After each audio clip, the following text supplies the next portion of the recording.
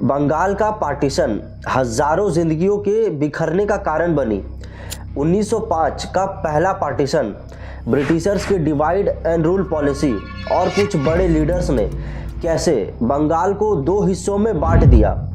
Communal tension बढ़ने लगी, मुस्लिम league का फॉर्मेशन हुआ और फिर 1947 का वो फाइनल पार्टीशन जो राइट्स, माइग्रेशन, एक एक डिटेल सामने रखूंगा विथ प्रूफ, ताकि जब भी आप पार्टीशन पर बात करें तो आपके पास एक्चुअल नॉलेज ही नहीं बल्कि उन लोगों के इमोशंस और दर्द भी हो जो इस ट्रेजेडी का हिस्सा थे।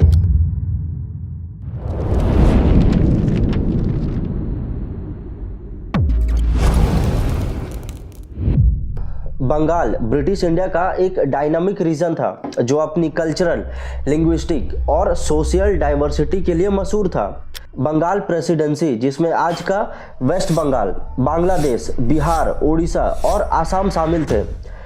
1901 सेंसस के मुताबिक बंगाल 78.5 मिलियन लोगों का घर था, जिसमें 53% हिंदूज, 44% मुस्लिम्स और 3% बाकी के रिलीजन रहते थे। बंगाली लैंग्वेज हर रिलीजन के लोगों के लिए एक बाइंडिंग फैक्टर था। 70% से ज़्यादा लोग बंगाली बोलते थे। 19th सेंचुरी बंगाल का एक गोल्डन एरा था। राजा राम मोहन रॉय, रविंद्रनाथ टैगोर, बंकिम चंद्र चटर्जी जैसे महान लोगों की सोच और योगदान से रोशन हुआ। बंकिम चंद्र चटर्जी का अमर वंदे मातरम जो बाद में इंडिया का नेशनल सॉन्ग बना। दूसरी तरफ रविंद्रनाथ टैगोर नोबेल प्राइज जीतकर बंगाल को एक अलग ही लेवल पर ले गए। बंगाल ब्रिटिश इंडिया का एक इकोनॉमिक हब भी था। हुगली रिवर के आसपास के जूट मिल्स दुनिया के 50% जूट एक्सपोर्ट करती थी। ब्रिटिशर्स के रेलवे नेटवर्क का एक बड़ा हिस्सा बंगाल में डेवलप किया गया जो ट्रेड और इंडस्ट्रीज को बूस्ट करता था। सब कुछ ठीक चल रहा था, लेकिन 1857 का रिवॉल्ट के बाद ब्रिटिशर्स ने समझ लिया कि उनके लिए सबसे बड़ा खतरा तब तक होता रहेगा जब तक हिंदू और मुस्लिम्स की यूनिटी बनी रहेगी। इस यूनिटी को तोड़ने के लिए ब्रिटिशर्स ने अपनी डिवाइड एंड रूल पॉलिसी का इस्तेमाल किया और मुस्लिम्स को एक अलग कम्युनिटी के रूप में दिखाना शुरू कर दिया। 1870 में कम्युनल फ्रैक्शन को और बढ़ावा देने के लिए ब्रिटिशर्स ने अलग अलग पॉलिटिकल और एजुकेशनल रिफॉर्म्स लाए। ये रिफॉर्म्स हिंदू और मुस्लिम्स के बीच यूनिटी को तोड़ने और इनके बीच मिसट्रस्ट को डेवलप करने के लिए डिज़ाइन किए गए थे। इन रिफॉर्म्स में एग्जैक्टली क्या था, डिस्क्रिप्शन में लिंक है, आप एक बार वेरीफाई ज़रूर करना। 1875 के अलीगढ़ मूवमेंट के जरिए ब्रिटिशर्स ने हिंदू और मुस्लिम्स के बीच दूरी बनाने की कोशिश की। इस मूवमेंट के अंडर सर सईद अहमद खान ने मॉडर्न एजुकेशन को प्रमोट करते हुए मुस्लिम्स को ब्रिटिश गवर्नमेंट के करीब ले जाने और हिंदू से अलग करने पर जोर दिया। जब 1885 में इंडियन नेशनल कांग्रेस का राइज हुआ तो ब्रिटिशर्स ने इसके बैलेंस के लिए 1906 में ऑल इंडिया मुस्लिम लीग के फॉर्मेशन को सपोर्ट किया। मुस्लिम लीग को इस्टेब्लिश करने का एम था कि मुस्लिम्स को एक अलग पॉलिटिकल आइडेंटिटी देना और इन्हें कांग्रेस के साथ मिलने से रोकना। इस तरह ब्रिटिशर्स ने डिवाइड एंड रूल पॉलिसी के तहत मुस्लिम्स को अपनी ओर खींचने का काम किया। 1905 में ब्रिटिशर्स ने बंगाल का पार्टीशन करने का फैसला किया, जो कि भारत की हिस्ट्री का एक बहुत ही महत्वपूर्ण पल था। लॉर्ड कर्जन, जो उस टाइम के ब्रिटिश वाइसरॉय थे, उन्होंने पार्टीशन का ऑफिशियल रीज़न दिया एडमिनिस्ट्रेटिव एफिशिएंसी। बंगाल एक बहुत ही बड़ा प्रोविंस था, लगभग 4,90,000 स्क्वायर किलोमीटर, जिसमें 78 मिलियन से ज़्यादा लोग रह रहे थे। कर्जन का कहना था कि इतने बड़े प्रोविंस को गवर्न करना बहुत मुश्किल हो गया है, तो इसे छोटे एडमिनिस्ट्रेटिव यूनिट्स में डिवाइड करना बहुत ज़रूरी है ताकि गवर्नेंस को आसान किया जा सके। लेकिन पार्टीशन का असली रीज़न तो ब्रिटिशर्स का डिवाइड एंड रूल पॉलिसी को अप्लाई करना था, क्योंकि बंगाल उस टाइम नेशनलिस्ट मूवमेंट का सेंटर बन गया था और ब्रिटिशर्स चाहते थे कि बंगाल को रिलीजियस लाइन पर डिवाइड करके हिंदूज और मुस्लिम्स के बीच टेंशन क्रिएट किया जाए, और अगर ये आपस में लड़ेंगे तो नेशनलिज्म का फीलिंग भी कम होने लगेगा। इसी बेसिस पे लॉर्ड कर्जन ने बंगाल को दो हिस्सों में डिवाइड किया, एक ईस्टर्न पार्ट जिसमें मुस्लिम मेजॉरिटी थी और वेस्टर्न पार्ट जिसमें हिंदू मेजॉरिटी थी। इस पार्टीशन के कारण दोनों कम्युनिटीज़ के बीच टेंशन का माहौल बना, जो ब्रिटिशर्स के लिए फ़ायदा का काम किया। पार्टीशन का रिएक्शन बंगाल और भारत के अलग अलग रीजन पे मैसिव प्रोटेस्ट के रूप में हुआ।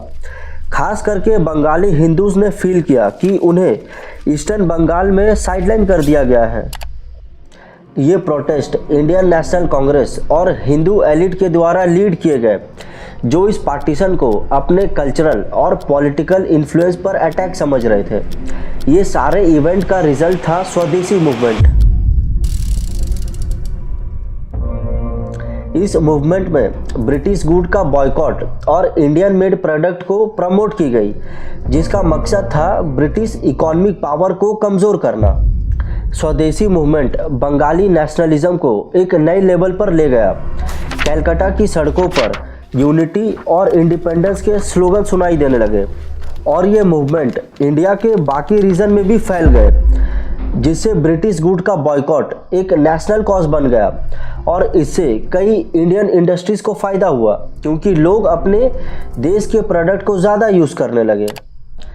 पार्टीशन के खिलाफ प्रोटेस्ट इतने ज़्यादा और इंटेंस हो गए कि ब्रिटिशर्स को उनकी गलती समझ में आई और उन्हें पार्टीशन को रिवर्स करना पड़ा। 1911 में ब्रिटिशर्स ने बंगाल को फिर से रीयूनिफाई कर दिया। ये इंडियन नेशनलिस्ट की एक बड़ी जीत थी, क्योंकि इससे ये साबित हो गया कि मास प्रोटेस्ट और यूनिटी से ब्रिटिश रूल को चैलेंज किया जा सकता है। और उसी साल ब्रिटिशर्स कैपिटल को कलकत्ता से दिल्ली शिफ्ट कर देते हैं, ताकि बंगाल का इन्फ्लुएंस उन पर कम हो सके, क्योंकि बंगाल उस टाइम नेशनलिस्ट सिटी का मेजर सेंटर बन गया था। मुस्लिम्स और हिंदूज के बीच डिफरेंसेस की शुरुआत 19th सेंचुरी के लास्ट में हुई थी, क्योंकि 1857 का रिवॉल्ट के बाद ब्रिटिशर्स ने मुस्लिम्स को अपना सबसे बड़ा दुश्मन समझा और उन्हें सिस्टमेटिकली सप्रेस करना शुरू कर दिया और ऐसी पॉलिसीज़ बनाई जो मुस्लिम्स को पॉलिटिकल और इकोनॉमिकल डिस्क्रिमिनेशन की तरफ ले गया। इसके जवाब में मुस्लिम एलिट क्लासेस जैसे नवाब सलीमुल्लाह और आगा खान ब्रिटिशर्स के साथ एक नए पॉलिटिकल अलाइनमेंट बनाने लगे और इस तरह 1906 में ढाका के नवाब सलीमुल्लाह के इनिशिएटिव पर ऑल इंडिया मुस्लिम लीग का फॉर्मेशन हो जाता है। 1905 का बंगाल पार्टीशन इस पूरी कहानी का एक इम्पॉर्टेंट चैप्टर था।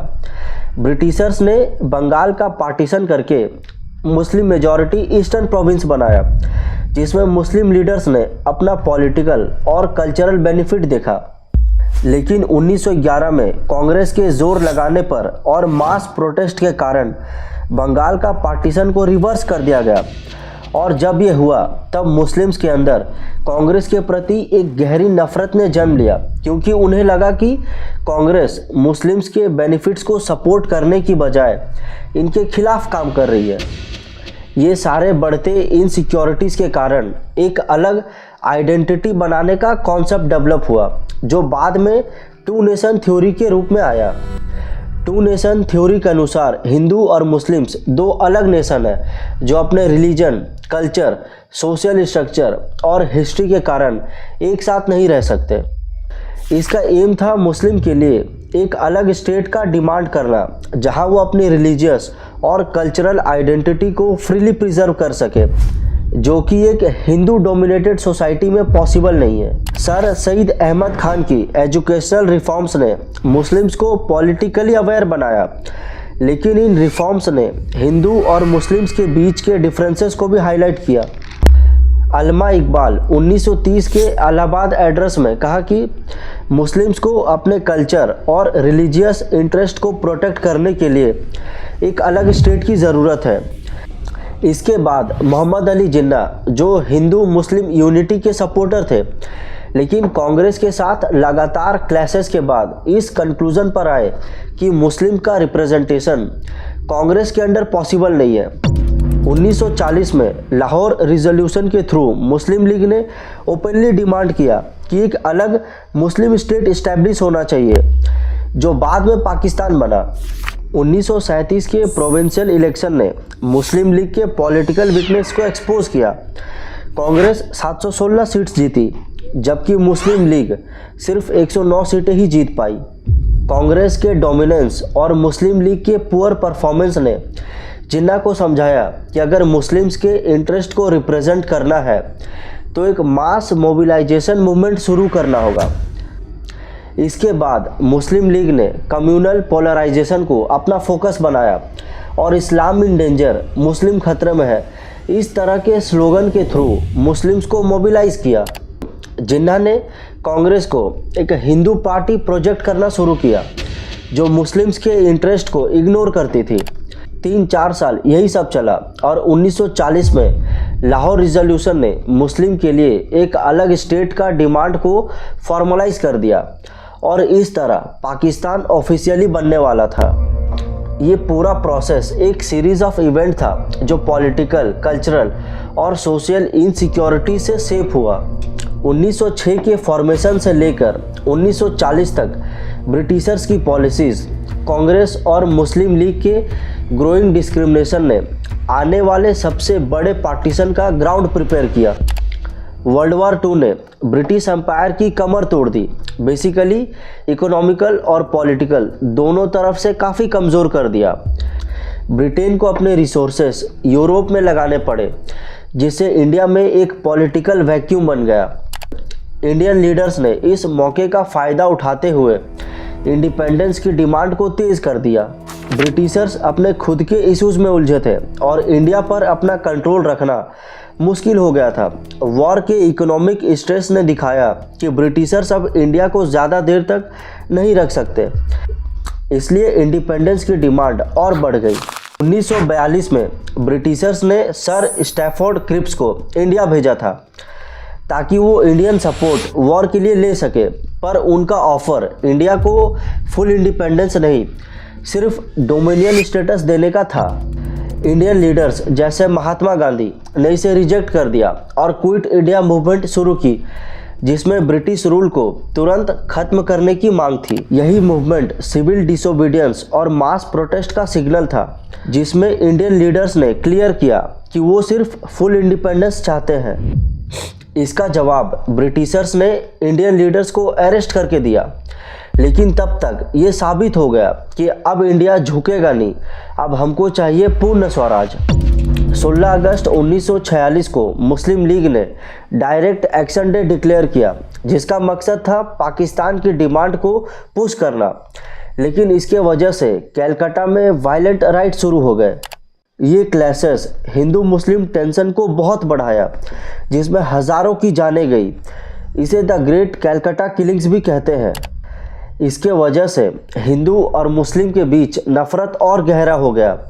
ये वायलेंस मुस्लिम लीग के लीडर मोहम्मद अली जिन्ना के पाकिस्तान के लिए डिमांड करने के वजह से हुआ, जबकि कांग्रेस और बाकी लीडर्स ने इसे अपोज किया था। ये एक ऐसा टाइम था जिसमें कांग्रेस, मुस्लिम लीग और ब्रिटिशर्स के बीच पॉलिटिकल नेगोशिएशंस बहुत इंटेंस हो गई थी। कांग्रेस और मुस्लिम लीग दोनों अपने डिमांड को पूरा करने के लिए नेगोशिएशंस कर रहे थे। मुस्लिम लीग की डिमांड पाकिस्तान के लिए थी, जबकि कांग्रेस ने इंडिया के यूनाइटेड रहने की डिमांड की। इन सारे डिस्कशन के दौरान एक फाइनल डिस्कशन लाया गया कि बंगाल को रिलीजियस बेसिस पर डिवाइड कर दिया जाएगा।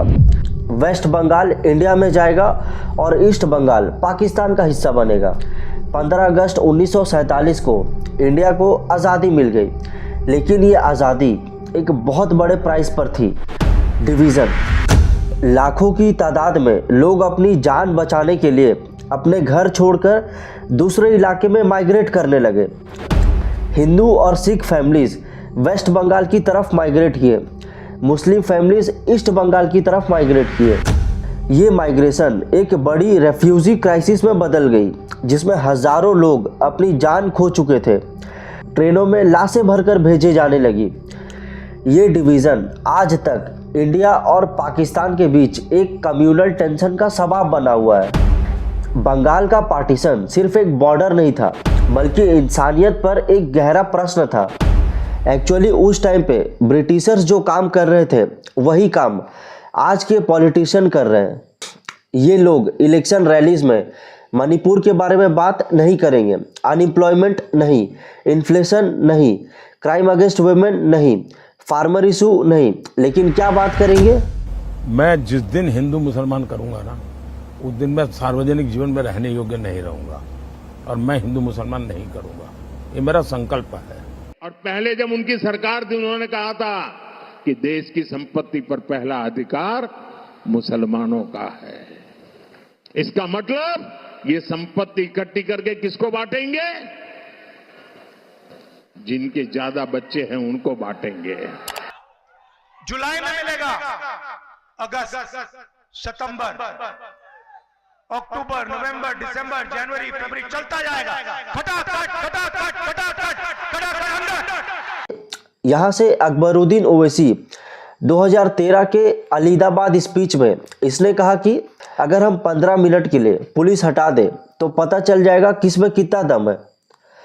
ये बात से ही पता चलता है कि इस व्यक्ति के अंदर कितना जहर भरा है। Divide and rule basic principle है जो ब्रिटिशर्स के टाइम पे भी वैलिड था, आज भी वैलिड है और आने वाले समय में भी वैलिड रहेगा।